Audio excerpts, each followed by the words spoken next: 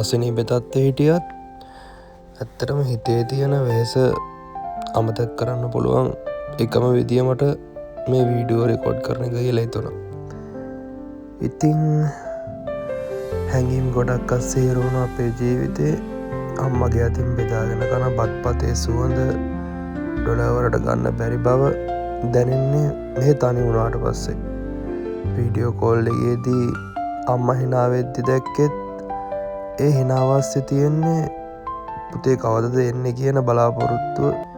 මුළු අවුරුද්දම මැෂින් වගේ වැඩ කරන්නේ. අවුරුද්දට පස්සේ ලැබෙන ඒ දවස් 30 ජීවත් වෙන්නේ ගුවන්තොටුපළේ දොරින් එළියට එද්දි දැනෙන ඒ ලංකාවේ හුළඟ. ඒක තමයි මේ ලෝකේ තියෙන ලොකුම සැනසීම. ඉතින් මම වීඩියෝ කරද්දි දැක්ක ලස්සනම තැනක් තමයි මෙන්න මේ මල් සෙට් එක. හිත වෙනම ලෝකයකට අරන් ගියා. හරිම ලස්සනයි.